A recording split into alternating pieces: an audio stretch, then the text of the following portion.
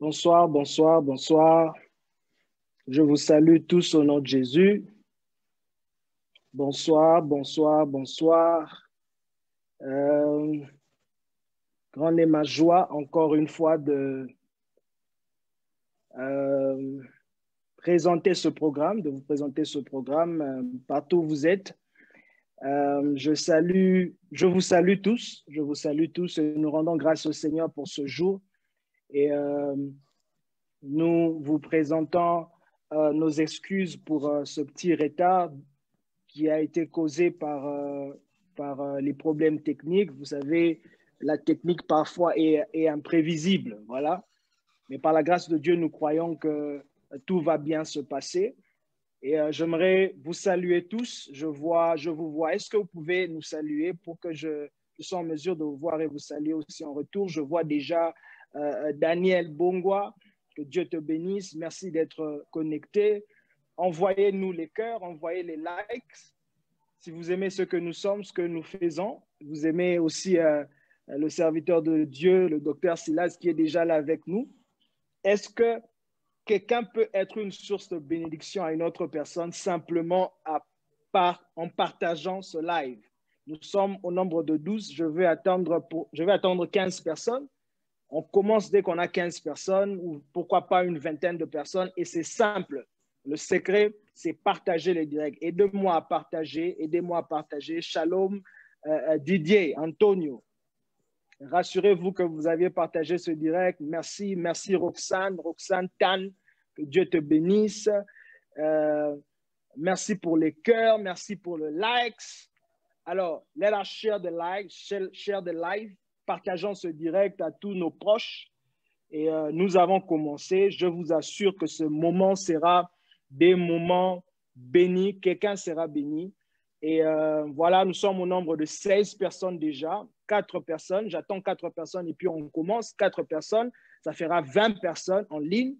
Envoyez le direct. Envoyez le direct à vos proches, à vos amis. Et je vous salue tous. Je vois qui? Je vois Merline. Wow, shalom Merline. Merci de toujours être là. Merci de partager ces directs à vos contacts. Vous voyez, partagez sur vos pages, sur les pages des amis, sur, comment on dit, WhatsApp status. Partageons. Damaris Mouchadi. God bless you, my sister. Thank you for tuning in. And aide-nous à partager ce direct avec tes proches, avec tes amis. Je vois ma sœur en direct de la France, Lisa. Que Dieu te bénisse. Merci de toujours être là, connecté. Partage ce direct à tes amis, à tes proches là-bas en France. Je vois Priska Bongwa, God bless you. Merci d'être connecté. Merci de partager ces directs avec vos amis. J'attends encore 4 personnes. Nous sommes au nombre de 16 déjà. 4 personnes, ça fera 20. Faisons rapidement, partageons. Et c'est un privilège d'avoir cet homme de Dieu que nous avons ce soir. Alors, aidez-moi à ne pas abuser de son temps. Nous voulons vraiment faire bénéficier plusieurs personnes de ce moment béni que nous allons passer en ces lieux. Je suis aussi en train de faire la même chose, partager ce direct. Shalom, salut, Maggie Luzo, God bless you, whatever you're watching us. Aidez-nous simplement à partager ce direct. Partageons. Alléluia, partageons. Envoyez les cœurs, envoyez les likes. God bless you for all those who are sharing. We're going to have an amazing moment. Nous rendons grâce au Seigneur pour cette deuxième édition de Deep Inside the Book, dans les profondeurs du livre. Ce que nous faisons ici, nous réfléchissons avec les auteurs, les écrivains, nous réfléchissons sur les contenus, certains contenus de leurs ouvrages, parce que nous croyons que la Bible dit, poussés par l'Esprit, les hommes ont parlé de la part du Seigneur. Poussés par l'Esprit, toute écriture est inspirée de Dieu. Alors, nous croyons aux ouvrages chrétiens, nous croyons aux hommes de Dieu qui écrivent, et nous croyons que ce qu'ils écrivent peuvent être une source de bénédiction pour plusieurs.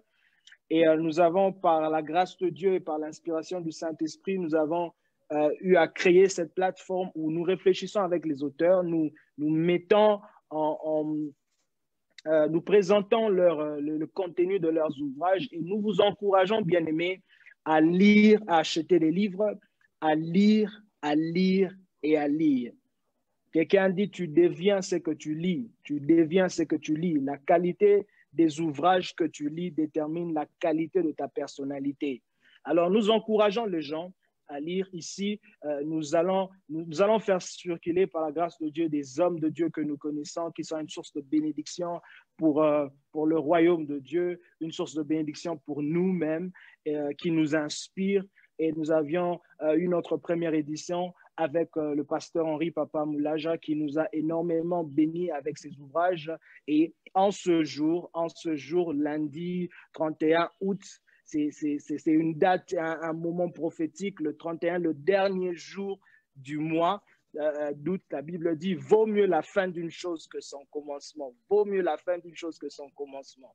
Alors Dieu est bon. Dieu nous a témoigné, manifesté sa bonté. Merci pour ceux qui sont en train de partager le direct. Merci pour ceux qui sont en train de nous saluer. Et vraiment que Dieu vous bénisse. Restez connectés. Nous avons l'honneur et le privilège d'avoir avec nous ici le docteur Silas Mimile Makangu, que je vais bientôt bien présenter. Mais j'aimerais, avant ça, si le docteur peut nous saluer tous ceux qui sont en ligne. Docteur, est-ce que vous pouvez saluer le peuple de Dieu qui est en ligne, qui vous suit déjà? Shalom, shalom au peuple de Dieu. Je suis très content de partager avec vous ce moment ensemble avec le pasteur Alain, comme il l'a dit. We're going to have a blessing time. Nous bénissons Dieu pour ce qu'il va faire. Je suis sûr et certain qu'il y a quelqu'un qui sera abondamment béni ce soir. Quel est le programme de Dieu? Et nous bénissons Dieu pour ce programme de type Inside the Book. Nous prions que nous ne soyons pas seulement profonds dans les livres, mais profonds dans la pensée de Dieu au travers de ces quelques lignes. Wow, gloire à Dieu. J'aime ce que le docteur dit. Nous prions que nous ne soyons pas seulement profonds dans les livres, mais profonds dans la pensée de Dieu. Il y a une pensée de Dieu pour quelqu'un ce soir. Je vois quelqu'un qui écrit « Sound not clear on our side ». « Sound not clear ». Nous croyons rester connectés. Nous croyons que le son sera très bon. Et il y a quelqu'un qui dit qu'ils ne peuvent pas, ils ont du mal à entendre le docteur proprement. Je crois que ça va s'améliorer. Alors, fais un effort d'entendre le docteur. Vous savez, même dans la foule, il y a des gens qui ont quand même fait cet effort. Ils n'ont pas donné des excuses, non, mais il y avait beaucoup de gens qui étaient en train de presser Jésus. Il y a eu des femmes, comme la femme à perte de sang, malgré la foule, malgré cette foule qui était derrière Jésus, cette femme a fourni des efforts pour rencontrer Jésus, pour toucher Jésus. Alors, que le son ne soit pas une barrière pour toi, mon frère, ma soeur, mais bien que nous prions que ce son soit amélioré, nous croyons que les choses vont s'améliorer. Que Dieu vous bénisse. Rapidement, permettez-moi d'introduire proprement le docteur Silas. Encore une fois, j'aimerais dire sincèrement merci au docteur Silas d'avoir accepté notre invitation. C'est un homme très chargé, très demandé. Et il est une bénédiction pour l'Église Corps du Christ, une source de motivation, d'inspiration pour plusieurs. Plus d'une fois, j'ai été impacté par sa vie. Quand il parle, son attitude, quand il parle, quand il ouvre sa bouche, il est toujours une source de bénédiction pour nous. Tu ne peux pas entendre le docteur Silas et ne pas être révolté. Alors, je crois que ce soir, quelqu'un sera révolté. Quelqu'un sera révolté. Bien plus, quelqu'un sera impacté. Alors, je t'encourage encore une fois à partager le direct parce que tu peux faire bénéficier quelqu'un d'autre de ce moment. Le docteur Silas Makangu est marié à maman Nathalie Mouya, que je salue en passant. Il est consultant en leadership. Il est consultant en leadership et en communication politique. Il est conférencier. il est aussi, il a un doctorat en politique interne et pasteur responsable de l'église Cité Rama. Il est pasteur responsable de l'église Cité Rama. Il est chef d'entreprise et fondateur d'une école de formation en leadership, management et théologie. Il est auteur également de plusieurs ouvrages. Je cite « Manifeste ta force »,«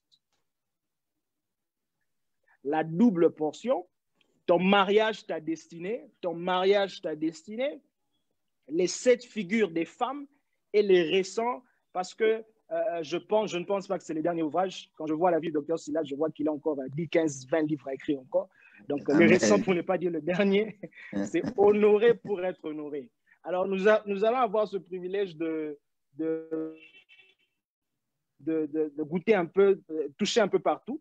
Mais avant tout, docteur, vous avez écrit 6 ouvrages, si je ne me trompe pas. Nous voudrions savoir quelle a été votre expérience, qu'est-ce qui vous a poussé à l'écriture finalement? C'était ce que le Seigneur vous a parlé audiblement, le Seigneur vous a dit que vous devez maintenant vous lancer à l'écriture. Quelle a été votre première expérience par rapport à l'écriture? Si vous pouvez partager avec nous ce moment-là. Merci beaucoup, Pasteur Alain. Merci à tous les amis qui nous suivent. Ma prière est que chacune des paroles que nous sommes en train de déclarer soit bien entendue, que Dieu nous rende vraiment audible en dépit de cette tergiversation technique, que Dieu nous aide à être audible. Je bénis Dieu pour cette occasion. Je dirais que ma première expérience avec le livre a été le fruit d'une inspiration divine. Mais avant d'arriver à dire que Dieu m'a inspiré à écrire, ou encore Dieu m'a poussé à écrire un livre, Dieu a d'abord fait naître en moi la passion de la lecture. Parce qu'on ne peut pas être un bon écrivain, un bon auteur, si on n'est pas d'abord un bon lecteur. Parce que ce que vous allez écrire, certainement quelqu'un d'autre l'a écrit ou quelqu'un d'autre en a parlé, mais avec une toute autre approche. Avec une toute autre approche. Alors, ici, j'ai commencé par beaucoup lire d'abord la Bible. Je m'étais imposé à faire de la Bible mon livre de chevet, mais pas la lire seulement pour la prêcher, mais la lire pour la comprendre. La lire pour que la Bible m'aide à devenir un bon mari, un bon papa, un bon ami, un bon pasteur. Parce que généralement, l'erreur que nous commettons, surtout lorsqu'on est appelé au ministère, c'est d'utiliser la Bible comme un instrument de travail en lieu et place, de l'utiliser comme un instrument de transformation personnelle. Wow. Wow. Alors, je me rappelle, c'était en 2012, Dieu m'a mis à cœur de pouvoir écrire un livre. J'étais en retraite de 21 jours. J'ai prié pour ma vie, j'ai prié pour mon ministère. J'ai cherché à savoir qu'est-ce que je devais faire. Dieu m'a dit des choses. Il m'a dit d'organiser une conférence et il m'a dit d'écrire un livre. J'ai organisé la conférence et je me suis mis à écrire des livres. Et quand j'écrivais les livres, je voulais savoir sur quoi est-ce que j'allais écrire. Le Seigneur m'a donné une précision et cette précision m'accompagne jusqu'à présent. Il m'a dit ceci: écrire un livre qui sera lu à l'église et en dehors de l'église. Dieu m'a dit écrire un livre qui sera lu à l'église, mais aussi en dehors de l'église. Ce qui signifie le style que je devais employer, la manière dont je devais écrire ce livre-là, devrait édifier l'enfant de Dieu, mais il devait aussi être un moyen d'évangélisation pour ceux qui ne sont pas enfants de Dieu ou pour ceux qui ne viennent pas à l'église. C'est comme ça que quand vous lisez le livre Manifeste ta force, vous allez voir à la fois il y a des versets bibliques, mais il y a aussi des citations de certains auteurs, de certains personnages de l'histoire ou du monde contemporain. Parce que Dieu voulait que ce livre Manifeste ta force soit écrit à l'intellectuel chrétien. Je voulais que ce livre soit écrit à l'intellectuel chrétien. Et voilà, ce qui a été notre premier livre, Manifeste ta force. Mais aussi pour la petite histoire avec Manifeste ta force, ça nous a pris beaucoup de temps. Parce que la première expérience, on s'est posé la question, est-ce que cette phrase va-t-elle édifier quelqu'un? Est-ce que ce chapitre est important? Dieu a fait grâce, une grâce extraordinaire. On a vendu 300 exemplaires des Manifestes de force avant même que le livre ne soit imprimé. Wow. C'est-à-dire que les livres n'étaient pas encore imprimés, mais les gens demandaient déjà les livres quand nous avons parlé en quelques minutes de ce qui sera le contenu du livre. Et c'est avec ces 300 exemplaires vendus qu'on va imprimer le livre. Pour la petite histoire, j'ai dû venir en Afrique pour imprimer avec l'argent que les gens avaient payé sans avoir le livre. Donc, pour dire que quand Dieu donne l'instruction, quand on fait les choses comme il se doit, et la main de Dieu est là. Donc, voilà un peu ce que je peux répondre à la première question. Wow, wow, wow, wow. Bien aimé, je vous ai dit que nous avons, ça c'est juste un début, c'est juste un début. Le docteur Silas, I like to say in English, he's amazing. He's amazing. And when you listen to him, you'll always be amazed. Alors, je nous encourage vraiment de rester attentifs. Vous savez, quand j'entends le docteur Silas, je pense à Miles Monroe. Je l'ai toujours dit qu'il est notre Miles Monroe. Je n'ai pas eu la chance de rencontrer Miles Monroe, mais Dieu m'a fait la grâce de connaître Dr. Silas. Donc, pour moi, rencontrer Dr. Silas, c'est comme si j'ai rencontré Miles Monroe. Et ce que j'aime avec Dieu, c'est que Dieu nous emmène de gloire en gloire. S'il a utilisé une dimension de gloire avec Miles Monroe, alors avec Dr. Silas, ce sera une autre dimension de gloire. Alléluia. Est-ce que quelqu'un est béni par ce moment? J'ai retenu quelque chose que j'étais en train de mettre par écrit. Premièrement, bien aimé, écoutez-moi très bien. Aidez-moi à écrire ça, si vous n'avez pas bien saisi le docteur. On ne peut pas être un bon écrivain sans être un bon lecteur. Tu veux écrire un livre, mon frère, tu veux écrire un livre, ma soeur, eh bien, tu ne peux pas être un bon écrivain sans être un bon lecteur. Apprends à être un bon lecteur. Le docteur a dit, Dieu lui a imposé une certaine discipline par rapport à la lecture. Il a lu, il a appris à lire la Bible. J'ai aimé ce qu'il a dit par rapport à la Bible. On ne lit pas la Bible pour la prêcher. Non, non, non, non. Quelqu'un aide-moi à écrire ça, mon frère, ma soeur. On ne lit pas la Bible pour la prêcher. Tu es prédicateur ici, prédicatrice de la parole. Tu ne lis pas la parole de Dieu pour prêcher. Tu lis la parole de Dieu pour la vivre d'abord. La parole de Dieu, la Bible n'est pas un instrument de travail. La Bible n'est pas un instrument de travail, le docteur vient de dire. Il dit la Bible est un instrument de transformation. Donc, tu n'utilises pas ta Bible, j'ai une Bible ici, tu n'utilises pas ta Bible pour la prêcher. Ce n'est pas un instrument de travail. La Bible est un instrument de transformation. Dieu a écrit cet ouvrage pour ta transformation. Alléluia. Et j'ai aimé ce que le docteur a dit, comment le Seigneur lui a mis à cœur, lui a donné une certaine particularité par rapport à ces ouvrages qui sera non seulement lu dans l'Église, mais aussi en dehors de l'Église. Comme pour dire, souvenez-vous, la Bible dit, nous sommes le sel de la terre. Vous voyez? Donc, nous ne sommes pas le sel de l'Église, la lumière du monde, pas la lumière de l'Église. Non, la lumière du monde, ça veut dire que tes ouvrages doivent aussi être une bénédiction, un instrument d'évangélisation pour ceux qui sont dans le monde. Docteur, je suis un peu très curieux de vous demander, je ne sais pas si c'est très personnel, juste en passant, vous avez dit que, je suis curieux de savoir, parce que je peux dire ici que vous êtes parmi les bons écrivains. Alors, je sous-entends que vous êtes un bon lecteur. Quelle est votre discipline par rapport à la lecture? Vous lisez comment, combien de livres, je ne sais pas, le mois, l'année, et est-ce que vous pouvez partager un tout petit peu cette expérience avec quelqu'un? Merci beaucoup, Pasteur Alain. Je vais être sincère avec vous. Depuis plusieurs années, la lecture est pour moi ce que la nourriture est pour le corps. Wow. Wow. La lecture est pour moi ce que le carburant est pour un véhicule. Wow. Dans ma vie, Dieu me parle plus par des livres que par les prophéties. Oh. À telle enseigne qu'il y a des livres que j'ai pu acheter, que j'ai pu avoir, parce que le Seigneur m'en a parlé. Le Seigneur m'a dit, entre dans ces rayons, achète ces livres. Des fois, les titres ne m'impressionnaient pas. Mais quelques temps après, quand je lis ces livres, je me rends compte que ces livres étaient la réponse de Dieu pour une période donnée. Wow.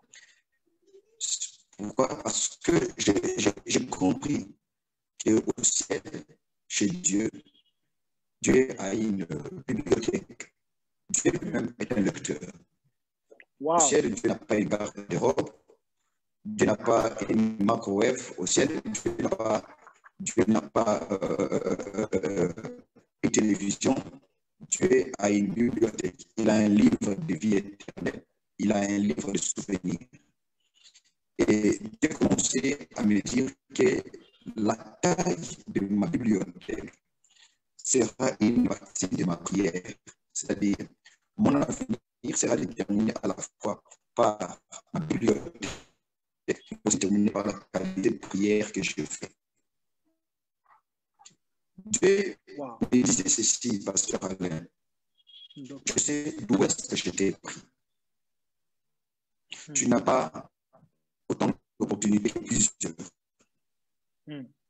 Apprends, lis beaucoup, lis et lis encore. Ce qui fait que chaque année, depuis plusieurs années, par année, quand je lis moins de livres, c'est au moins 50 livres par année. Au moins. Wow. Et Dieu m'a amené à lire des livres de tous les domaines. Pourquoi de tous les domaines? Un jour, je me disais, mais Seigneur, est-ce que je ne me fatigue pas? Est-ce que je ne m'épuise pas? Le Seigneur me dira, parce que dans le ministère, tu auras conseillé certaines personnes qui n'auront pas tellement un problème spirituel, mais ils auront juste besoin d'une orientation. Il faut que cette orientation soit une orientation technique. Et pour cela, je m'aimerais que tu connaisses bon nombre de choses. Et ce qui a fait que chaque matin, quand je me lève, après mettre à genoux pour dire merci à Dieu et répondre à ma journée, je commence d'abord par la lecture avant de faire quelques exercices sportifs. Donc, je lis d'abord. Parce que je vous ai dit tantôt que la lecture, pour moi, c'est la nourriture et pour le corps. Dieu me parle plus par la lecture que par beaucoup d'autres voies. Voyez-vous? Et ce n'est pas un secret. Ma femme le sait.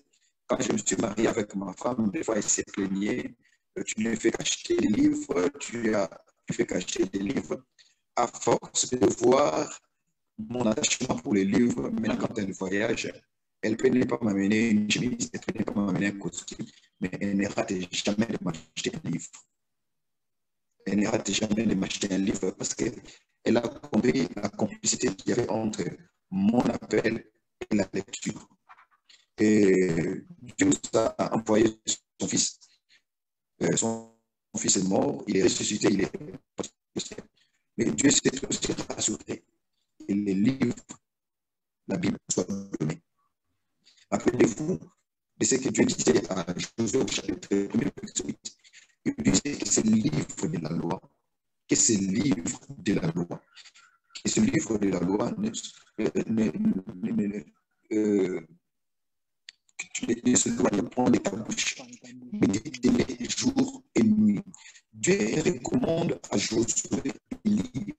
C'est-à-dire, Josué ne va pas réussir parce qu'il occupe la première position.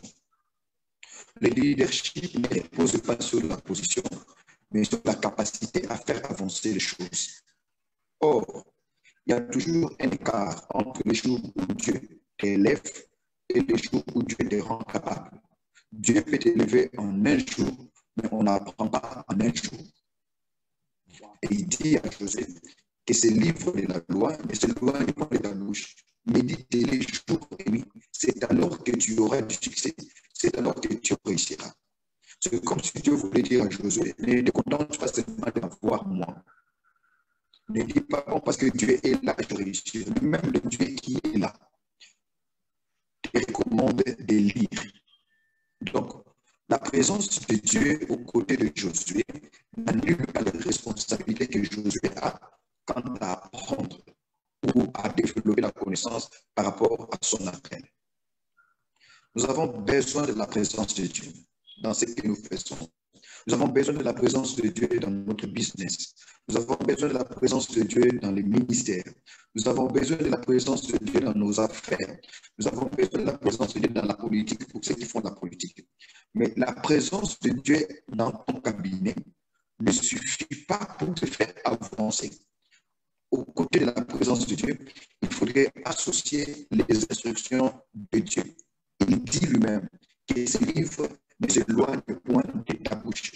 C'est alors que tu auras du succès. C'est alors que tu réussiras. Mais quel livre Dieu parle-t-il à Josué? Le livre dont Dieu parle à Josué, ce n'est pas encore la Bible. Parce que la Bible, ce sont 66 livres. Or, les livres dont Dieu parle à Josué, ce sont les livres de Moïse, Genèse, Exode, Lévitique, Nombre et Deutéronome.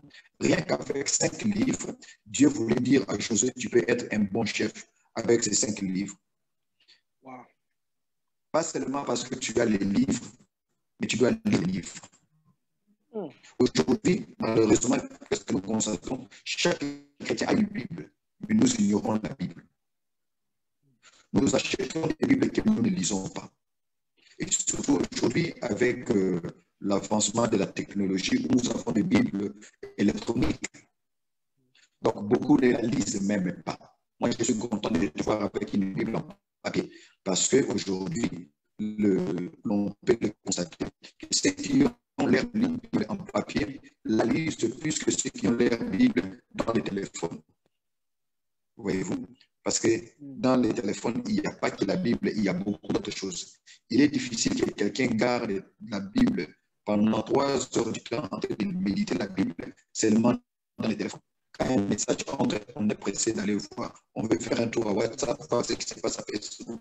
Quand vous avez votre Bible en papier ouvert, il y a plus de chances que vous continuez à lire parce que dans cette Bible-là, il n'y a que la Bible. Or, dans les téléphones, il n'y a pas que la Bible. Donc, la lecture pour Josué était la clé du succès. Comme vous lisez Daniel chapitre 9, Israël est en captivité en Babylonie. En Babylonie, Israël est en captivité.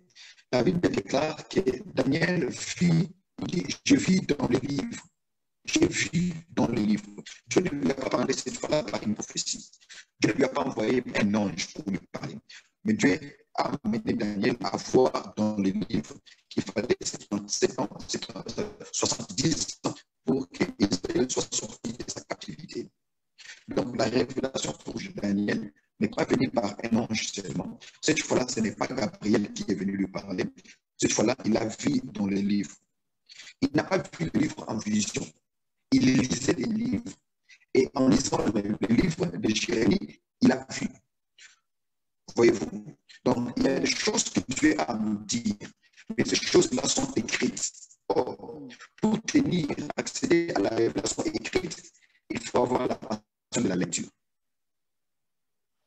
Je vais répéter. Pour accéder à la révélation écrite, il faut que quelqu'un ait la passion de la lecture. Daniel lisait le livre de Jérémie. Et en lisant le livre de Jérémie, il est tombé sur la prophétie qui dit 70 ans après, Israël devait remonter de sa captivité. Et du coup, Daniel a commencé à prier. Il a commencé à prier, non pas parce qu'un ange lui a parlé, mais parce qu'il a vu dans les livres. Voyez-vous, il faudrait que quelqu'un lise. Parce qu'aujourd'hui, le problème avec beaucoup d'enfants de Dieu, ils écoutent plus de prédications qu'ils ne lisent des prédications, qu'ils ne lisent la Bible. C'est-à-dire, le plus puissant prédicateur ne va pas rendre inutile la Bible. Le plus puissant orateur ne rendra pas inutile les Écritures. Jésus, dans Luc chapitre 4, lorsqu'il est entré dans la synagogue, il a pris le rouleau. Il a pris le rouleau. Et il a lu là où il écrit « L'Esprit du Seigneur est sur moi », le livre d'Ésaïe. il a roulé et il s'est assis. Il a pris les rouleaux.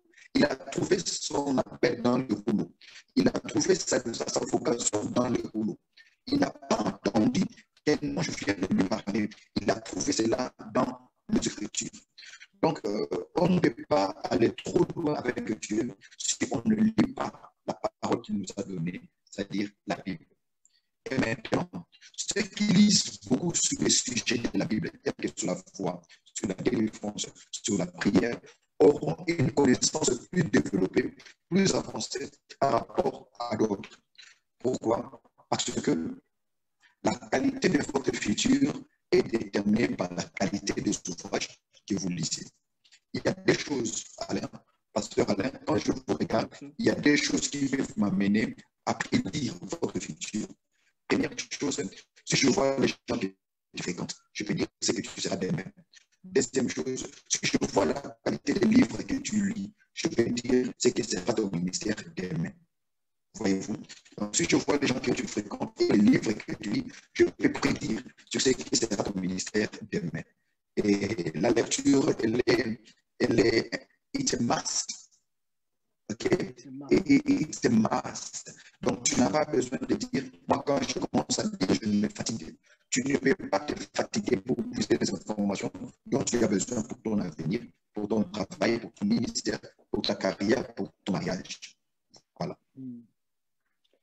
Wow. Bien aimé, je ne sais pas si vous êtes en train d'écouter le docteur pendant qu'il est en train de parler ici.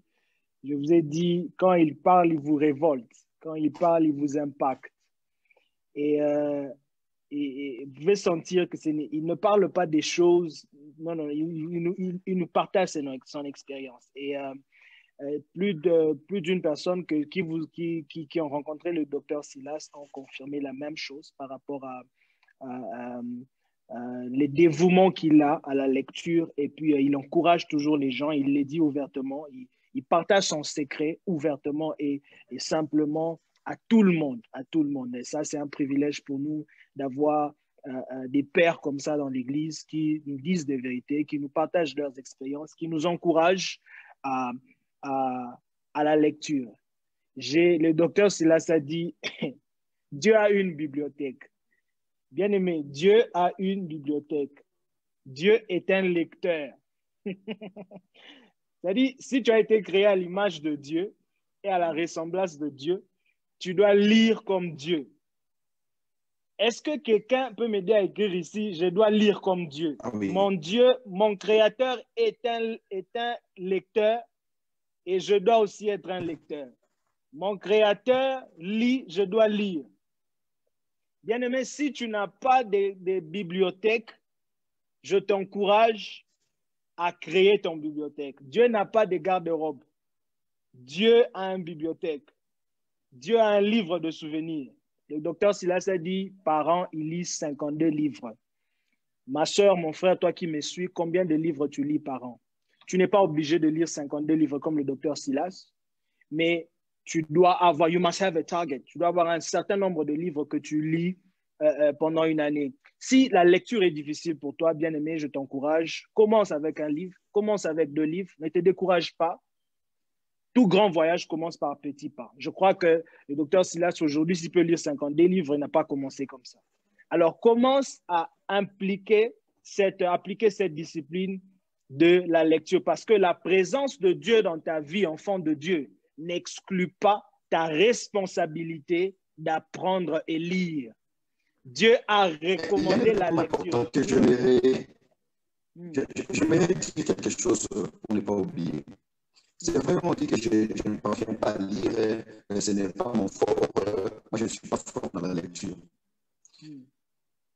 Si vous allez à l'école, vous trouvez la connaissance. Donc, vous ne pouvez pas dire que j'ai la force d'aller à l'école et je n'ai pas la force d'aller dans le livre. Parce que ceux qui vont vers le livre et ceux qui vont à l'école vont au même endroit. Ils vont à la même destination. Wow. Comment développer sa passion pour la lecture? En fait, on ne lit pas pour le plaisir de lire. On lit parce qu'on est décidé à réussir dans la vie. On lit parce qu'on a compris que l'ignorance coûte cher. On lit parce qu'on a compris que l'ignorance, c'est l'arme préférée du diable. On lit parce qu'on a compris, face à l'ignorance, il n'y a pas de faveur. Osée chapitre 4, verset 6. Dieu dit, mon peuple est détruit parce qu'il manque de la connaissance.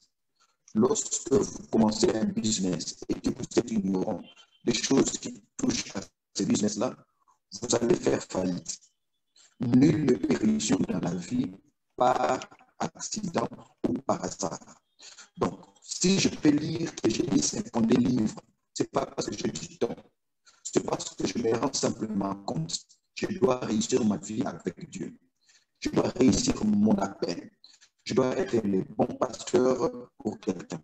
Je dois être le bon conseiller pour mon fils qui deviendra le même ministre. Je dois être le bon conseiller pour le frère chrétien qui est général dans l'armée. Je dois être un bon conseiller pour la sœur qui est avocate. Je dois être le bon conseiller pour cette sœur de la chorale qui veut faire la médecine et commencer son hôpital. Je vais être un bon pasteur conseiller pour le frère qui est étudiant et qui demain voudrait faire de la politique.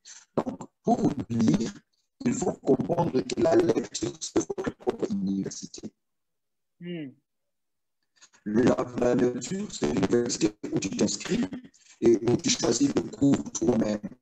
Donc, chrétien qui dit qu'il va à l'école, mais qui n'arrive pas à lire, c'est que même à l'école, il ne sait pas ce qu'il va faire. Parce que l'école vous donne le diplôme, le livre vous donne la connaissance. On peut acheter le diplôme, on ne peut pas acheter la connaissance. Vous comprenez? Or, le monde ne vous paiera pas en fonction de votre diplôme. Le monde vous paiera en fonction de votre connaissance, votre capacité à résoudre les problèmes.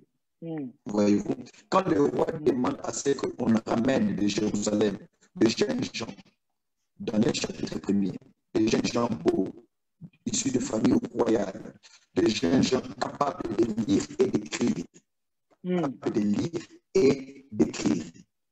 C'est parce que le roi n'a pas besoin de diplôme, mais il a besoin de capacité. La dimension royale dans la vie, la dimension royale de votre destinée n'exige pas seulement un diplôme, mais exige des capacités. Des capacités où vous pouvez que réellement, je sais faire ça, je sais faire ceci. Or, dans la vie, nous rencontrons des gens qui ont des diplômes, mais qui ne savent pas défendre ce diplôme-là. Là, vous ne savez pas défendre le diplôme, défendez votre connaissance. Donc, la lecture, c'est votre bibliothèque, c'est votre université. Votre bibliothèque, c'est votre école. Votre bibliothèque, c'est votre lieu d'apprentissage ou de formation.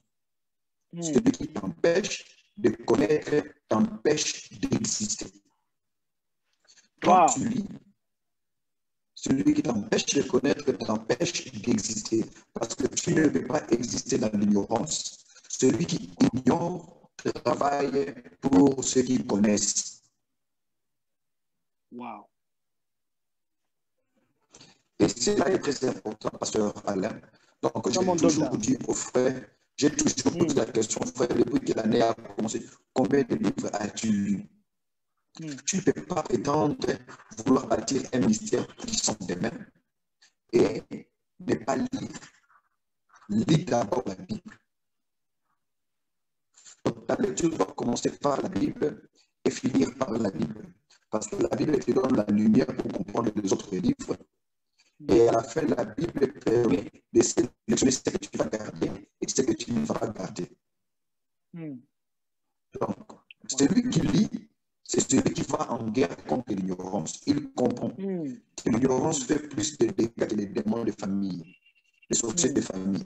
L'ignorance fait plus de dégâts que les sorciers dans nos églises. Même si le diable n'est pas là, un ignorant ne va pas avancer dans sa vie.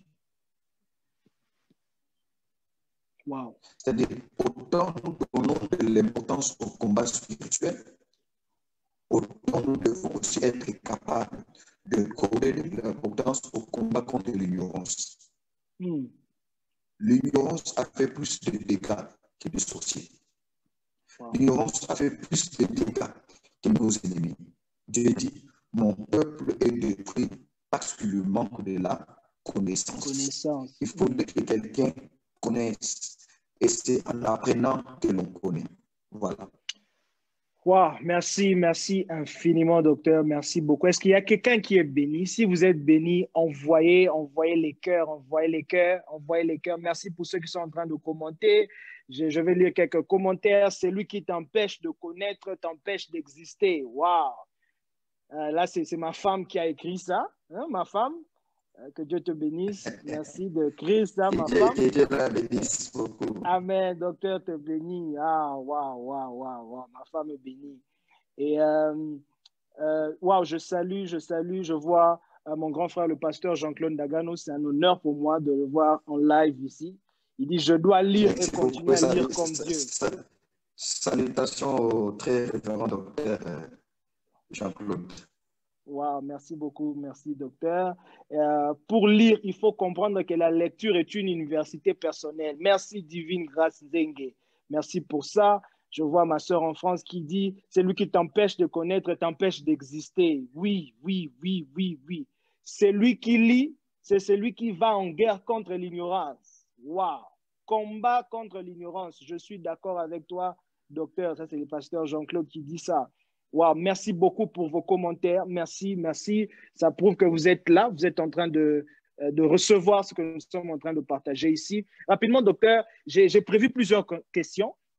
J'aimerais vraiment que les gens bénéficient de certains de vos ouvrages. Et je crois que le temps nous empêcherait de toucher à tout, mais à la fin, nous allons partager les contacts de livres du docteur Silas que vous pouvez retrouver la plupart de ces livres. Nous allons partager le lien. Vous pouvez retrouver ces livres sur Amazon. Mais docteur, j'ai une question. Parlons un peu de votre ouvrage, votre livre, Ton mariage, ta destinée. Ton mariage, ta destinée. Ton mariage, ta destinée. Docteur, quel rapport y a-t-il entre le mariage et la destinée? Pourquoi parler du mariage et la destinée? Quel rapport y a-t-il entre le mariage et la destinée? Il existe un rapport assez important entre un mariage et une destinée. D'abord, il faut savoir que la destinée doit être la priorité pour ceux qui veulent se marier. Lorsque vous faites le choix en fonction, non pas de la beauté de la personne qui est devant vous, mais en fonction des exigences de votre destinée, alors vous ferez un choix intelligent. Wow. C'est-à-dire, on peut ne pas se marier et atteindre sa destinée. Mais quand on se marie très mal, en tout cas, on a d'hypothéquer les chances pour pouvoir atteindre sa destinée. Et le diable est malin. Il s'arrange, il sait qu'il ne peut pas modifier votre destinée. Mais il sait qu'il peut s'infiltrer dans votre mariage par des mauvais choix pour pouvoir vous empêcher d'atteindre votre destinée. Ce qui signifie que pour quelqu'un qui a compris sa destinée, voilà pourquoi je toujours les gens à chercher à connaître quel est leur appel dans la vie. Quelle est la vocation que Dieu a placée sur eux avant de se marier? Pourquoi? Parce que en réalité, un homme ne doit pas forcément épouser la plus belle femme. Un homme doit épouser la femme qui correspond à sa destinée. Parce que avant de donner à Adam une femme, Dieu lui a d'abord donné une tâche à faire. Avant de donner à Adam une femme à marier, Dieu lui a d'abord donné une mission. Voilà pourquoi il dit à Adam, je lui ferai une aide. Il dit à Adam, je lui ferai une aide semblable. Une aide semblable. Cela suppose que la femme que Dieu donne à Adam vient pour accompagner Adam dans la mission que Dieu lui a donnée. Donc, vous ne pouvez pas dissocier votre mariage de votre destinée. La qualité de la personne que vous épousez peut être un partenaire pour la destinée ou encore un frère pour la destinée. Mais la personne ne peut jamais être neutre. Si cette personne ne vous accompagne pas vers votre destinée, elle va vous retarder dans la marche vers votre destinée. Voilà pourquoi il faut mieux connaître à quoi Dieu t'a appelé avant de connaître qui est-ce que je vais épouser. Wow, wow. Votre mariage, c'est l'expression de votre responsabilité face à la destinée que Dieu vous a donnée. Parce que Dieu vous donne votre destinée sans vous. Il ne vous consulte pas. Il vous donne cette destinée sans vous. Dieu a élaboré votre destinée sans vous. Mais votre mariage, c'est vous qui êtes responsable. C'est vous qui choisissez la femme ou l'homme avec qui vous allez vivre.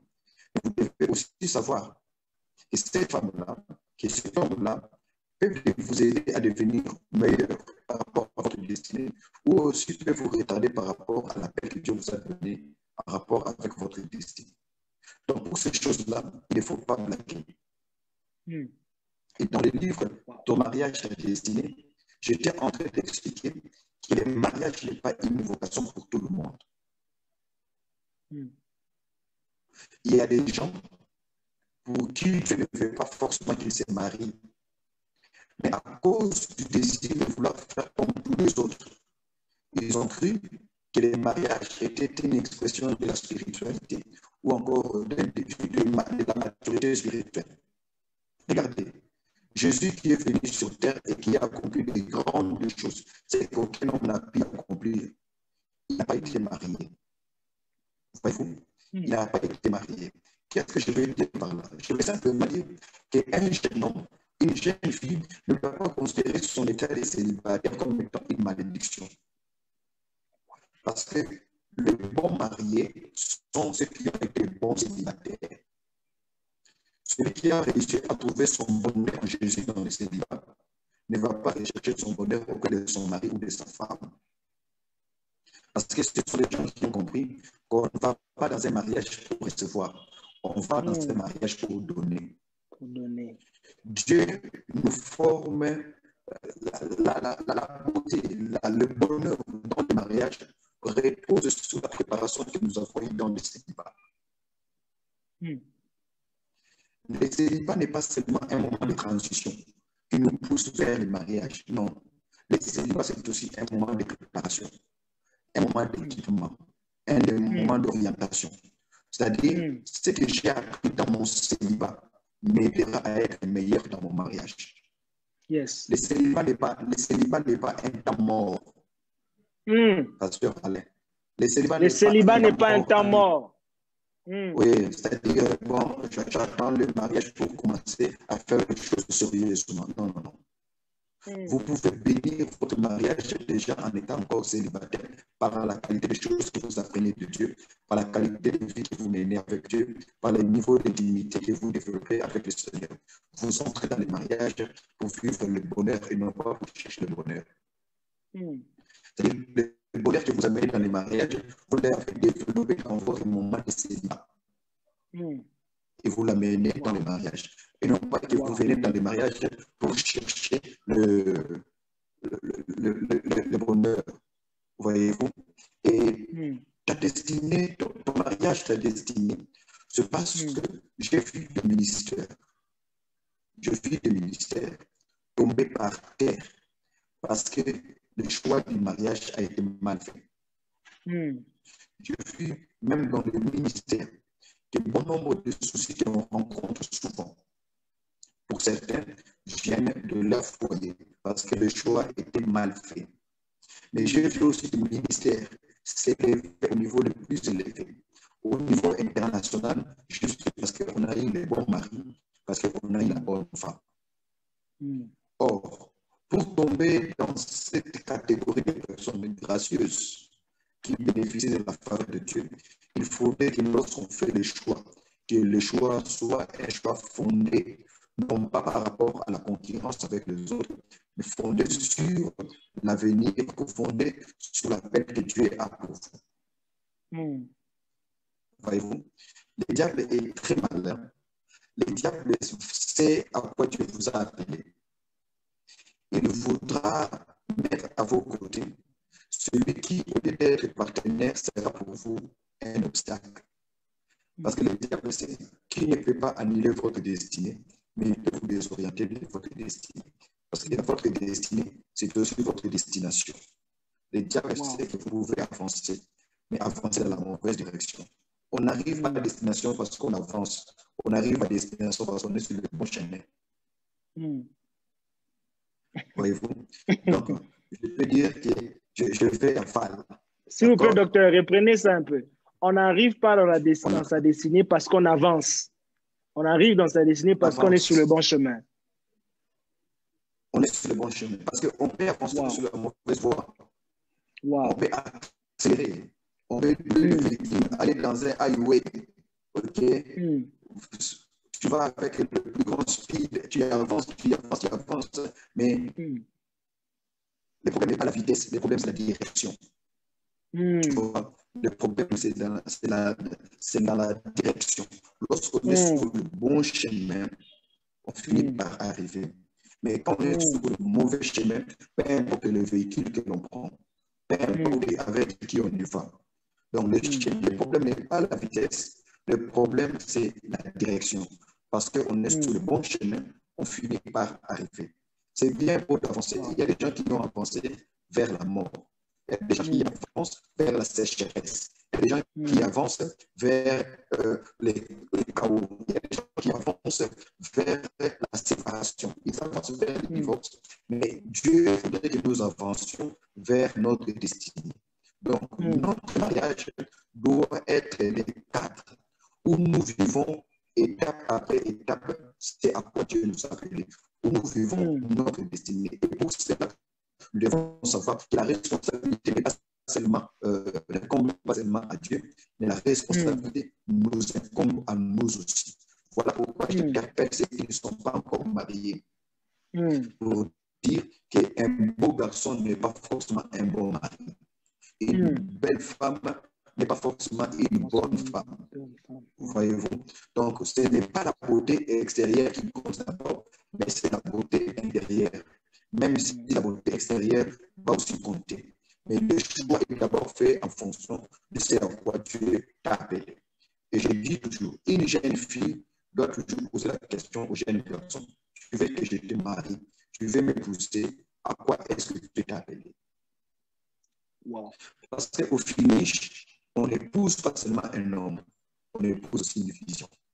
On épouse une vision. Wow. Voyez-vous? Est-ce que, s'il vous plaît, docteur, est-ce que les sœurs peuvent écrire dans les commentaires là, on n'épouse pas seulement un homme, mais on épouse une vision. Ma sœur, est-ce que tu peux m'aider à écrire? On n'épouse pas un homme seulement, on épouse une vision. On épouse une vision. Est-ce que quelqu'un peut écrire cela? J'aimerais que ça reste là, qu'une sœur voie et puis qu'une sœur apprenne de cela. Merci beaucoup, docteur. Vous pouvez continuer. Vous savez, ça me rappelle ce que tu as en Afrique du Sud. Winnie Mandela disait dans un de ses mémoires, quand elle a présenté le jeune avocat Nelson Mandela pour le présenter à son père, le papa de Winnie Mandela a parlé avec Nelson Mandela. Quand Mandela est rentré, Winnie pose la question à son papa, qu'est-ce que tu penses de lui? Son papa lui dit, écoute, si tu l'épouses, tu n'épouses pas un homme, tu épouses un combat. Et tu pries à épouser ce combat-là. Wow. Si tu l'épouses, tu ne seras pas heureuse comme la plupart des jeunes filles de ton âge. Parce que quand on épouse un homme comme celui-là, on dit bye bye au bonheur. Il dit, si tu l'épouses, tu dois savoir que tu ne seras pas seulement l'épouse d'un homme charmant, mais tu devras être le partenaire d'un homme visionnaire. Donc, en fait, c'est cela aussi. Et je pense aujourd'hui, quelqu'un qui va négocier la main d'une jeune fille ne doit pas seulement lui montrer la noix et se mettre à genoux pour lui poser la question, veux-tu m'épouser? Même si toi, tu vas être à genoux pour demander la main, mais que ta vision reste debout pour séduire la femme. Les femmes, les femmes intelligentes aujourd'hui, les femmes éclairées par le Saint-Esprit aujourd'hui, n'ont pas seulement besoin d'un homme qui a une belle montre. Elles ont besoin d'un homme qui, à leur côté, elles peuvent changer le monde. Elles ont besoin de rencontrer un homme qui, à leur côté, elles peuvent arroser arroser leur génération. Elles ont besoin d'un homme qui, avec Dieu, peut faire assez que les choses d'hier ne soient pas comme les choses de demain. Voyez-vous? Donc, la vision doit être l'élément qui séduit le cœur de l'autre. Pas simplement les paroles, pas simplement le voyage, pas simplement, voilà un peu ton mariage à destinée. Wow, wow. Docteur, merci, merci beaucoup. Bien aimé, j'aimerais aller plus rapide. Je ne veux pas faire trop de commentaires par rapport à ce que le docteur est en train de dire. Sinon, je risquerais de ne pas lui poser toutes les questions importantes parce que j'aimerais que quelqu'un soit béni par le docteur. J'aimerais vraiment que nous puissions bénéficier de sa sagesse. Merci pour tous ceux qui sont en train de commenter ici. Oui, on n'épouse pas seulement un homme, on épouse une vision. Oui, ma soeur Priska, Joël, tu l'as dit, on n'épouse pas seulement un homme, on épouse une vision. Waouh, waouh, waouh. Merci pour vos commentaires. Merci, merci, merci infiniment. Nous avançons avec le docteur. Docteur, vous avez écrit un autre ouvrage sur les 7 figures de la femme. Les 7 figures de la femme. D'abord, j'étais très curieux à savoir comment vous avez d'abord pu détecter qu'une femme avait 7 figures. Parce que quand je vois ma femme, je vois qu'une seule figure. Mais non, comment vous avez vu 7 figures dans une femme? Qu'est-ce qui vous a inspiré dans ça? Et peut-être on peut parler d'une seule figure seulement. Et voilà, et continuer. Voilà, merci, pasteur.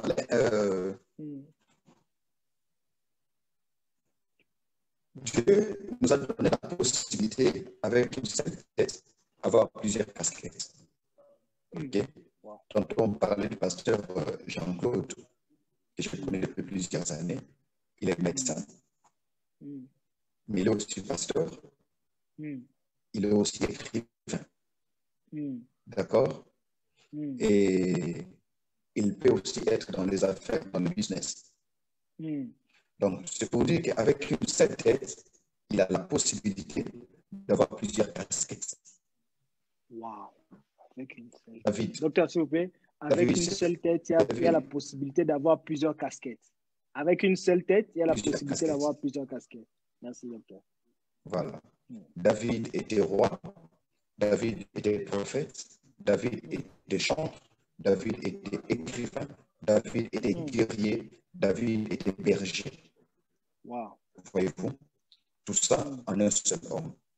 Les 7 figures de femmes, ce sont 7 types, 7 catégories de femmes que nous rencontrons dans notre société aujourd'hui et aussi dans la Bible. Mais parmi les 7 figures, il y a une figure qui ne doit pas exister. Il y a une figure à bannir. Il y a une figure qui n'est pas bonne. C'est celle que j'appelle la femme déchue. Cette figure-là, malheureusement, elle est la figure la plus populaire. C'est la figure où beaucoup de femmes se retrouvent. Malheureusement aussi, c'est la mauvaise figure. Je prie que votre femme ne soit pas dans cette figure-là. Je prie que ma femme ne soit pas dans cette figure-là. Pourquoi? Parce que la figure de la femme déchue, c'est cette femme-là, c'est ce type de femme qui ne se définissent que par rapport à leur beauté extérieure. Qui croient que sa valeur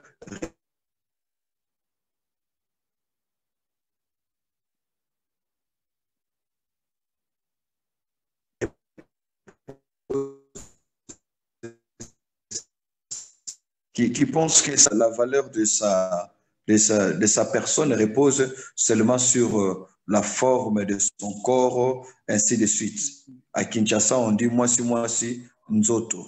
I don't know how to say it in English. Moi si, nzoto. You can help me to translate it. Moi si, nzoto. So, on pense que la beauté d'une femme, c'est son sourire, ce sont ses yeux. Voyez-vous, alors qu'une femme est d'abord un esprit. La femme, elle est avant tout un esprit. Elle a une âme. Elle a une âme. Elle est un esprit. Et elle vit dans un corps. Le corps de la femme, c'est la partie la moins importante. La partie la plus importante d'une femme, c'est son esprit et son âme. Voyez-vous, parce que une femme existe même quand son corps n'a pas encore pris la forme. Wow. Docteur, attendez s'il vous plaît. Une femme existe même quand son corps n'a pas encore la forme. Son corps n'a pas encore pris la forme. Lorsqu'elle a encore une gamine, elle est déjà une femme. On ne devient pas femme parce qu'à 16 ans, on a des formes. Non. Voilà pourquoi aujourd'hui, vous allez voir des femmes acheter des histoires, elles mettent dans la poitrine pour avoir des grosses poitrines. Il y a d'autres qui achètent des histoires pour mettre dans les pantalons pour avoir des gros bassins parce qu'on leur a dit que la valeur d'une femme, c'est dans sa forme et pas plastique. Non. La valeur d'une femme, c'est d'abord son intelligence. La valeur d'une femme, c'est son cœur. La femme, c'est la tête. La femme, c'est le cœur. Parce que le corps se fatigue. Le corps, la beauté va finir. La beauté va faner après un temps. Mais vous devez vous rassurer. Vous devez vous rassurer que même quand vous ne serez plus attirante, que vous soyez toujours une femme d'impact. Wow. Voyez-vous? Wow. Même quand vous n'aurez plus la possibilité de vous maquiller, faire des make-up, but you have to be sure. Tu es encore une femme d'impact. L'impact n'est pas dans la beauté. L'impact, c'est à l'intérieur. Ce que tu donnes. Voyez-vous, on a besoin de ça. Et une femme doit se battre pour conserver ces choses-là.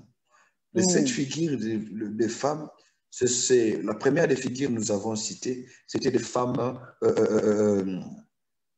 spirituelles. Voyez-vous, des femmes, la première figure de femmes, ce sont des femmes révélées. Les femmes révélées, nous l'avons dit, ce sont des femmes qui ont réussi par leur relation avec Dieu à atteindre un niveau de révélation très élevé, à telle enseigne qu'elles deviennent des complices de Dieu. Elles deviennent des partenaires de Dieu. Et elles ne sont pas des prophètes, mais des fois elles sont plus prophétiques que des prophètes, que certains prophètes. Elles savent entendre Dieu. Elles savent voir Dieu. Elles savent parler le langage de Dieu. Voyez-vous, c'est des femmes comme des Jochebed, comme Séphora, la femme de Moïse.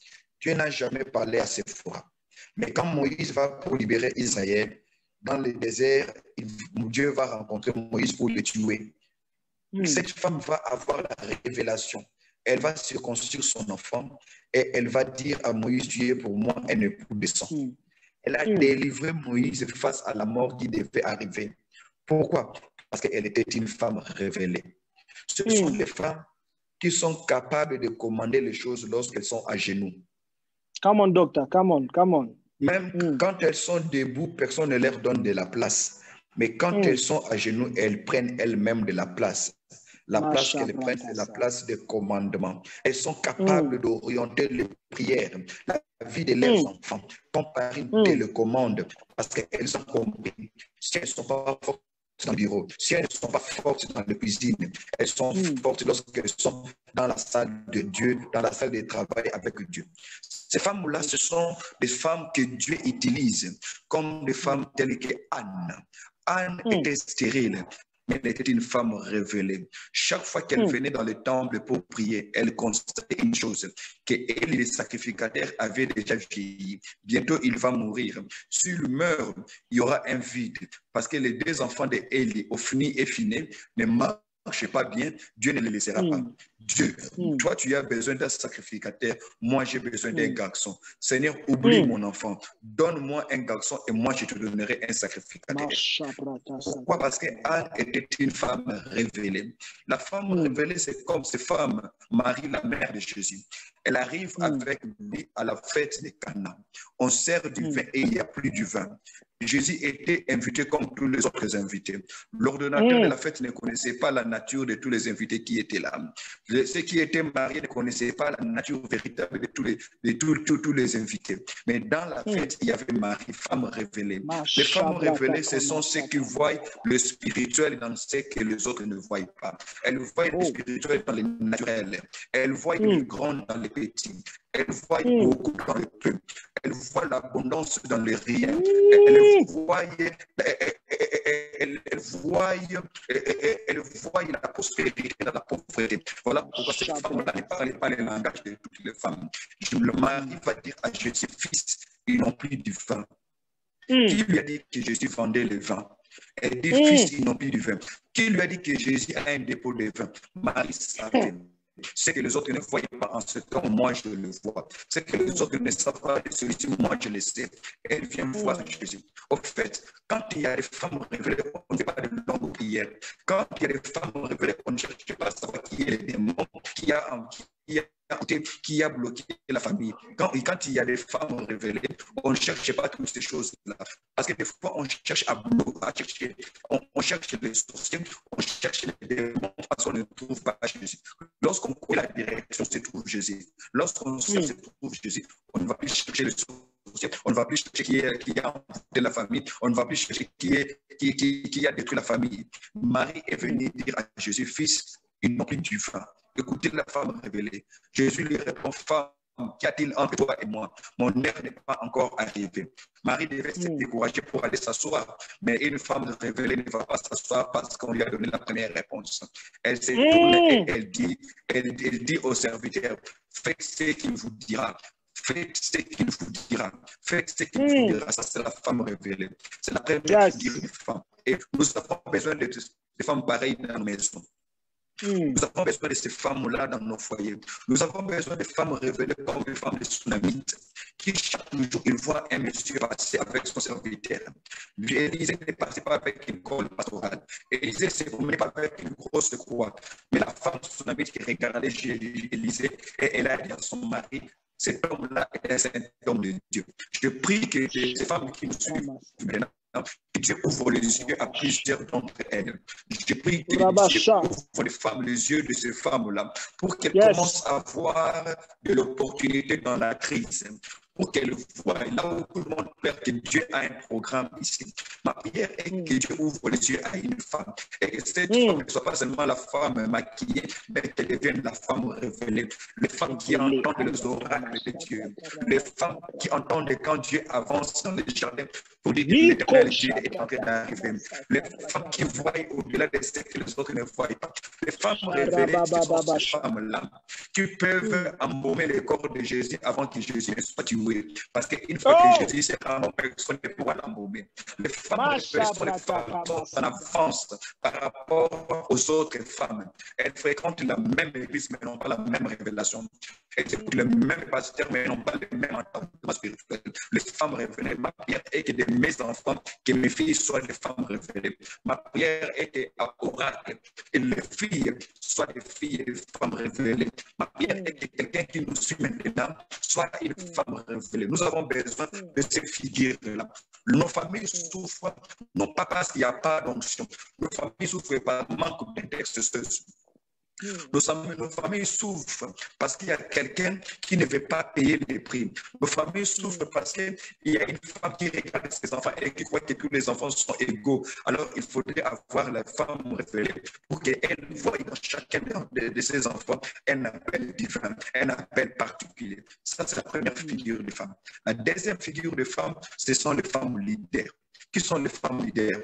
Ce sont les femmes qui ont compris que le leadership n'a pas de sexe. Il n'est ni masculin ni féminin. Ce sont ces femmes-là qui ne se battent pas pour leur coiffure. Elles ne se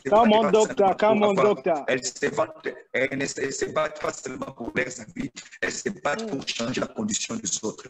Elles ont compris que je suis une femme, mais je peux proposer une vision. Ce sont ces femmes-là qui ont compris que rien ne peut changer parce qu'on pleure le matin au soir. Elles ont compris que rien ne peut changer parce qu'on se plaint tout le temps. Elles ont compris que les changements commencent par nous-mêmes. Le changement n'est pas un miracle qui arrive. Le changement n'arrive pas sur un plateau. Le changement, on le construit, on le pense, on l'initie et on le poursuit. Là, ce sont les femmes leaders. Elles sont porteuses d'une vision.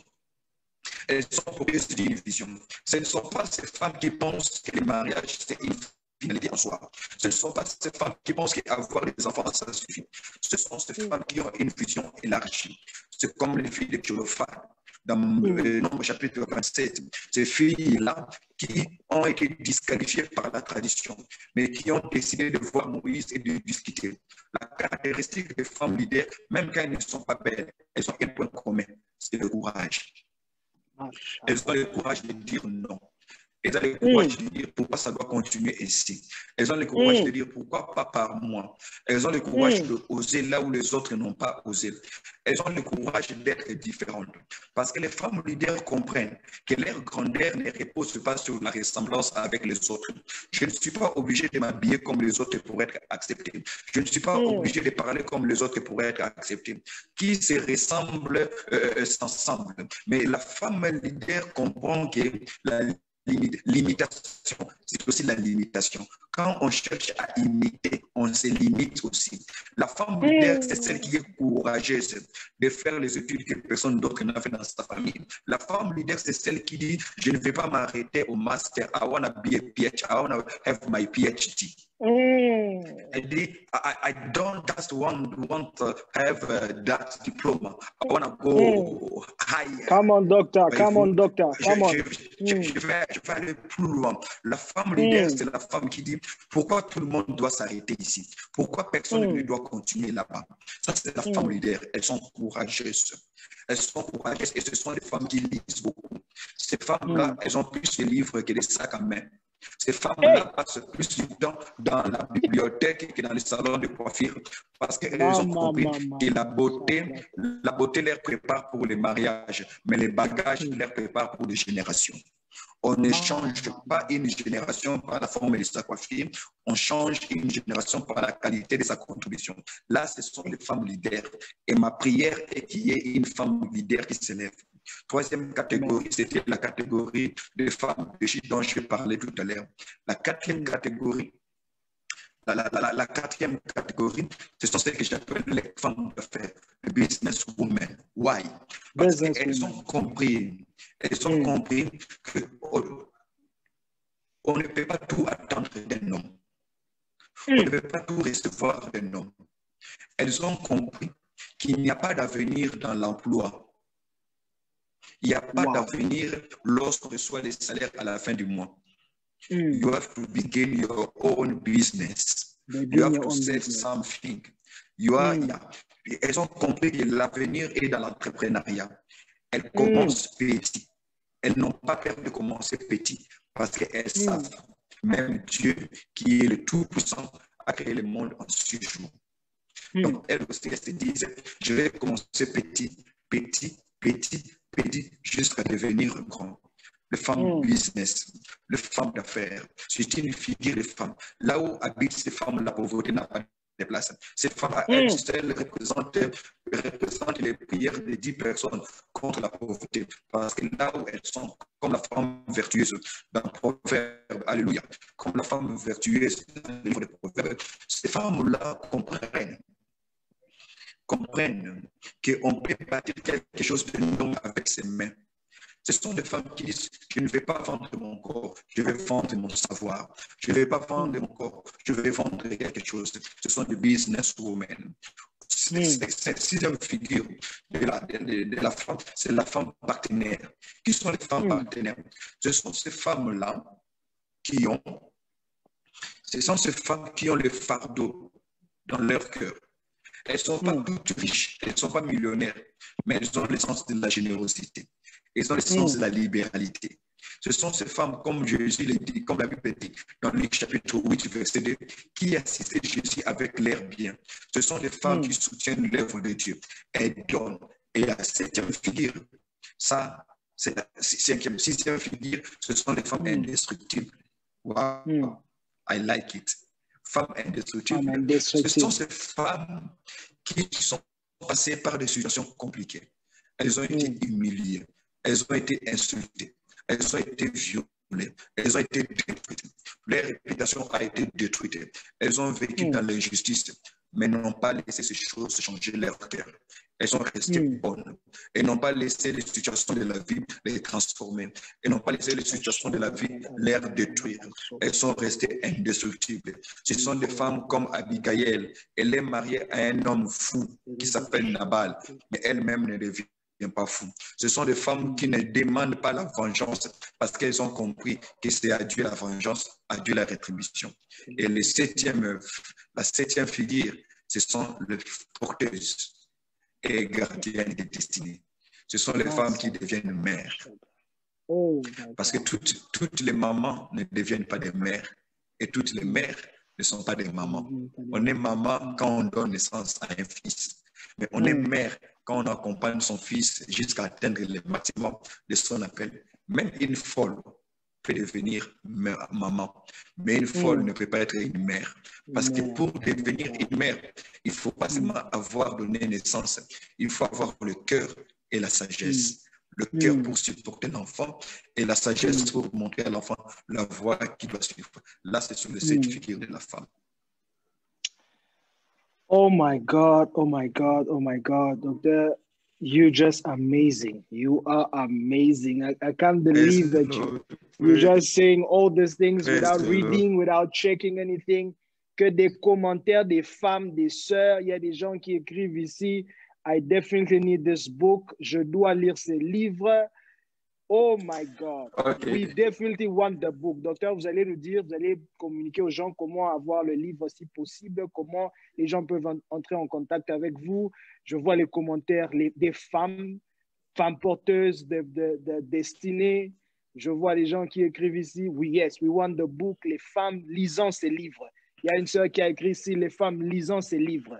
Docteur, les femmes veulent lire ces livres. Mais je sens dans mon esprit, avant que vous partagiez le coordonnées ou les contacts, s'il vous plaît, docteur, pour ces femmes qui sont ici, those that are watching us right now, can you please speak words of blessing over this woman, these wives that are watching us?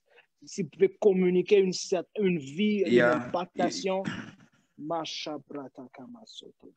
know, I can feel something upon me, and I think that the Lord is doing something new. I can feel that something is about to happen for a lady now, for a young girl.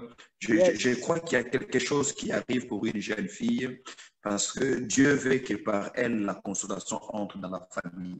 Parce que Dieu veut que par toi, la consolation vienne dans la nation. Je suis en train de voir des femmes sur qui Dieu est en train de placer des couronnes royales. Je suis en train de voir des femmes sur qui Dieu est en train de placer des couronnes royales.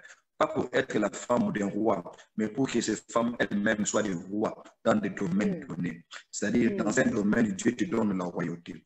Il te donne la capacité de modifier les choses. Il te donne la capacité de voir d'avance ce qui va arriver. Je déclare la bénédiction de Dieu sur toi qui me suis maintenant, dans le nom de Jésus. Que l'esprit du complexe, que l'esprit de la timidité, l'esprit de la honte, l'esprit de la retenue, et quitte maintenant au nom de Jésus. Là où tu avais peur, que Dieu te donne le courage d'exercer le don qu'il t'a donné. Il y a des femmes qui ont des dons extraordinaires. Je demande que Dieu t'accorde la grâce et le courage pour manifester comme il se doit la force qu'il t'a donnée, qui te donne l'onction pour opérer là où les hommes n'ont pas pu opérer hier, pour opérer là où ta mère n'a pas pu opérer, pour opérer là où ton père n'a pas pu opérer. Je suis en train de voir une génération de jeunes filles, des générations de jeunes filles qui se distinguent, non pas dans leur habillement, mais dans la manière dont elles opèrent avec Dieu, non pas dans leur coiffure, mais dans la manière dont elles parlent de Dieu, non pas dans leur parfum, mais dans la manière dont elles manifestent la puissance de Dieu. Je suis en train de voir ces choses arriver, ma soeur, dans ta direction, toi qui es en train de me suivre maintenant. L'Éternel Dieu est en train de me dire la même sagesse qu'il a donnée à Salomon. Dieu est en train de susciter de Salomon femme. Dieu est en train de susciter des femmes Salomon. Dieu est en train de susciter des femmes Salomon, des femmes qui brilleront dans cette génération par une sagesse extraordinaire. Et cette sagesse vous amènera à créer des richesses pour l'Église, à créer des richesses pour la nation, à créer des richesses pour vos familles. L'Éternel Dieu vous rend capable de résister aux pressions de l'ennemi. Il vous rend capable de résister aux attaques de l'ennemi. Quand il tombe à votre gauche, dis-le à votre droite, vous ne serez pas atteints parce que vous êtes les Salomon femmes que Dieu est en train de susciter. Je le déclare au nom de Jésus. Oh, Sharabasa, thank you so much. Merci beaucoup, docteur. Merci, que Dieu vous bénisse les femmes. Je vois les femmes en train de commenter. Merci, Seigneur. Quand j'écoutais ce que le docteur est en train de dire, j'étais en train de... En moi, je disais merci au Seigneur pour les femmes que je connais.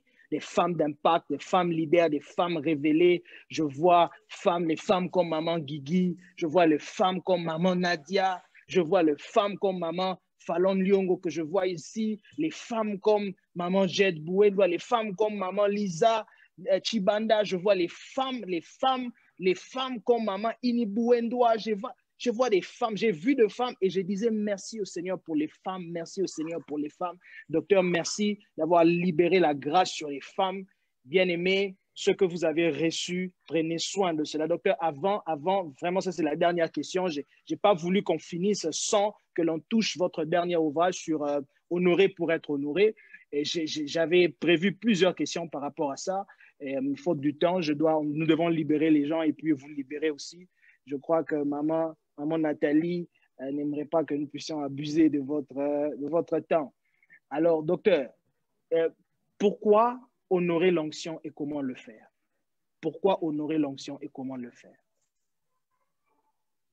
D'abord, il faut savoir que l'honneur est une sémence.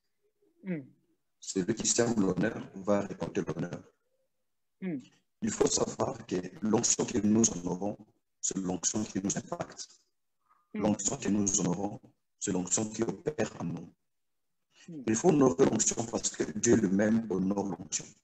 Il a dit, ne touchez pas à mes oins, ne faites pas du mal à mes prophètes. Il faut honorer l'onction parce qu'on connaissait que l'onction fait créer dans une vie, dans une famille, dans une église, dans une ville, dans une nation. Il faut honorer l'onction parce que l'onction n'opère pas parce qu'elle est là. Elle opère parce qu'elle est célébrée. Je vais répéter. L'onction n'opère pas parce qu'elle est là. Elle opère parce qu'elle est célébrée. Le Jésus qui prêche à Capernaum, le Jésus qui guérit les malades en Galilée, c'est le même Jésus qui descend à Nazareth.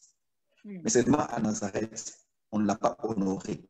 À Nazareth, on l'appelle pas maître, on l'appelle fils de Marie, on l'appelle fils de Joseph. Et la Bible dit que là-bas, il n'a pas pu faire le même miracle. Ce n'est pas que Jésus avait péché, ce n'est pas qu'il avait trop de démons. C'est juste parce que les gens qui ont vu Jésus ne l'ont pas honoré à sa juste valeur. Rien n'est arrivé. L'onction opère dans la dimension de l'honneur. Lorsque vous êtes en face de l'onction, c'est vous qui déterminez la dimension dans laquelle l'onction va opérer. Les centeniers a dit à Jésus, tu n'as pas besoin de venir jusque chez moi. Dis seulement un mot, mon serviteur sera guéri. Dis seulement un mot. En fait, il a honoré Jésus pour dire, Jésus, tu ne peux pas venir chez moi, tu es trop grand pour te déplacer. Tu es trop grand pour te déplacer. Dis seulement un mot. La femme qui a été guérie de la perte de sang, elle n'a pas été parce que Jésus est puissant. Elle l'a été parce qu'elle a honoré l'onction. Elle a dit, je n'ai pas besoin qu'il me touche. Qu'est-ce qui fait que les gens n'honorent plus l'onction? C'est parce que, à cause de la proximité, plus on est proche de l'onction, plus l'onction devient moins forte. Voilà pourquoi ceux qui sont mûrs spirituellement, les hommes qui sont mûrs spirituellement, observent toujours une distance de 2000 coudées entre eux et l'onction. Comme Dieu avait dit à Josué, quand vous avez la main rouge, qu'il y ait une distance de 2000 coudées entre ceux qui portent l'autel, l'arche de l'alliance et le peuple. Parce que quand on se rapproche trop, on perd certaines valeurs, on perd certains respects. Voilà pourquoi beaucoup de femmes de pasteurs, beaucoup d'enfants de pasteurs ne bénéficient pas de l'onction de leur mari, ne bénéficient pas de l'onction de leur papa à cause de la proximité. L'onction mérite d'être honorée. Celui qui honore l'onction aujourd'hui, l'onction va l'honorer demain. Voilà pourquoi il faut honorer l'onction, si je peux répondre brièvement à votre question. Et les livres que j'ai écrits sur honorer pour être honoré parlent des différents, des quatre types de personnes que Dieu honore. Dieu honore la position, ceux qui sont élevés en dignité. Dieu honore le talent. Dieu honore la contribution. Dieu honore l'onction. Dieu nous a tous créés. Il nous a sauvés par les mêmes prix. Nous ne sommes pas égaux. Voyez-vous, ne sont pas égaux. Il y a des gens que l'on doit honorer, pas parce qu'ils sont ouverts, juste parce qu'ils sont élevés en dignité. Voyez-vous, honore le roi. Dieu nous demande d'honorer parce qu'un enfant de Dieu ouin peut devenir chômeur parce qu'un chef païen l'a chassé du travail. Le royaume de Dieu est un royaume de protocole. Le royaume de Dieu est un royaume de préséance. Le royaume de Dieu est un royaume d'ordre. Il y a des gens que j'honore parce qu'ils sont élevés. Je les honore parce qu'ils contribuent. Il y a des gens qui ont réussi. Il y a d'autres qui ont donné. You know? L'Afrique ici, je ne sais pas à combien d'habitants, mais il y a des gens comme Nelson Mandela, des gens comme Oliver Tambo, des gens comme Desmond Tutu. Peter Botha, Desmond Tutu. They give something. Voyez-vous? De Steve Biko. Ils ont donné quelque chose. Donc, il y a des gens qui donnent pour que les autres existent. Ces gens-là, il faut les honorer. Ils ont fait quelque chose pour que nous soyons là. Voyez-vous, il faut les honorer. Il y a des gens qu'on honore à cause de leur talent. Quand quelqu'un a un talent, il faut l'honorer. Même quand il est un païen, ne minimise, c'est Dieu qui donne les talents. Dieu donne à un homme les talents pour les distinguer dans sa génération et qu'au travers de ces talents, qu'il soit une bénédiction pour les autres. Voilà, honoré pour être honoré. Wow, c'est merveilleux, c'est merveilleux. Merci beaucoup, docteur. Merci encore une fois, sincèrement, pour votre temps et de nous avoir bénis. Vous êtes vraiment une source de bénédiction pour nous. Je retiens ceci par rapport à l'honneur. L'onction n'opère pas parce qu'il est présent. L'onction opère parce qu'il est honoré. Donc, je peux honorer mon pasteur qui n'est pas ici présent, mais j'ai l'honneur parce qu'il mérite l'honneur. Il n'est pas ici présent, mais j'honore son onction. Je reconnais, je salue en passant mon pasteur qui n'est pas ici présent, mais je dis merci au Seigneur de l'avoir fait exister dans mon temps. Merci au Seigneur d'avoir permis à ce que j'apprenne sous ses pieds. Je dis merci au Seigneur d'avoir permis à ce que mon pasteur me permette d'organiser un programme comme celui-ci. Par mon pasteur, j'ai eu accès au docteur Silas. Par mon pasteur, j'ai eu accès au pasteur Henri Papa. Par mon pasteur, j'aurai accès à d'autres pasteurs. Donc, je dis sincèrement merci à mon pasteur et à sa tendre femme, Maman Tina. Et, ils ne sont pas ici présents, mais je les honore. Je les honore. Et je nous encourage, peuple de Dieu, apprenez à honorer. Là, je comprends, docteur, parce que parfois, lorsque nous sommes avec nos pasteurs, nous les honorons, mais lorsqu'on est ailleurs, dans nos maisons, nous disons tout ce qu'on veut dire, tout ce qu'on peut dire sur nos pasteurs.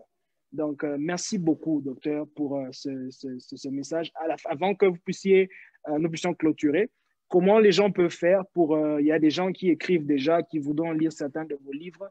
Qu'est-ce qu'ils peuvent faire pour entrer en contact avec vous, pour se procurer de certains de vos ouvrages? Écoutez, ils peuvent nous appeler au plus 243 81 516 65 09. Plus 243 81 516 65 09. Si je suis en Afrique du Sud, je vais demander demain déjà à mon bureau de voir la possibilité de vous faire rejoindre une bonne partie des livres pour l'Afrique du Sud. On va voir demain si les agences de frais sont opérationnelles. Je suis très disposé. Je suis très disposé à vendre vos livres. Je suis très disposé. Ok, donc on va le faire dès demain déjà. On va appeler pour voir la possibilité pour que les femmes de Val, de Johannesburg, de Pretoria puissent avoir accès à ces livres de cette figure de femmes. Merci beaucoup, docteur. Merci. Encore une fois, docteur, merci. Merci d'avoir accepté notre invitation. Je sais combien vous êtes busy, but you really made time for us.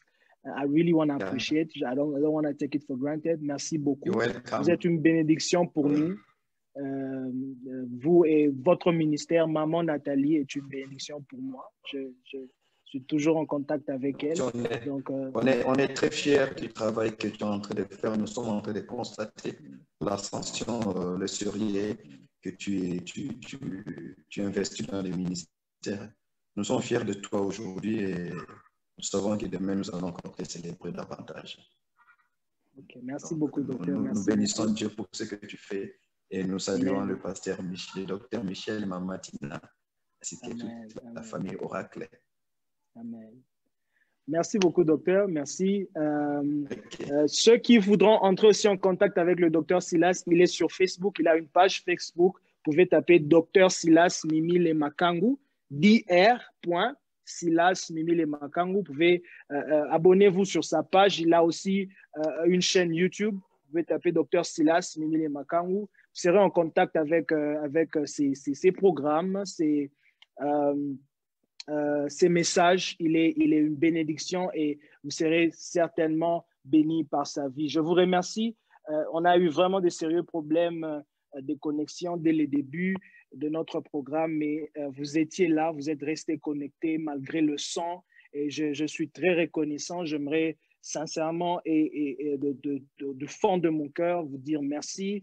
Merci beaucoup à Divine Grace Zengue, merci beaucoup à Joël Dibé, merci Merline, merci Fabrice, merci Rosette, merci Prisca, merci qui d'autre, merci Maman Mita que je vois ici, moi Longo, je vois Maman Ina Bouendoua, je vois Papa Axel, merci beaucoup, merci d'avoir resté connecté. Je dis un grand merci. Merci à Daniel Bongwa. Merci à vous tous. Merci à Maman Guigui. Merci à mon équipe. Emmanuel Vibi, merci pour ce grand travail, chef, que tu es en train de faire.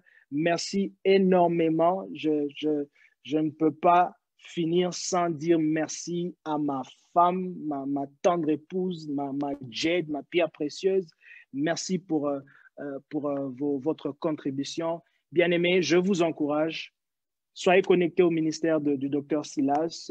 Bientôt, j'aurai ce privilège d'avoir ses ouvrages et je serai le canal par lequel, ici en Afrique du Sud, nous allons essayer de dispatcher et puis vendre ses livres. Merci beaucoup, Papa Axel.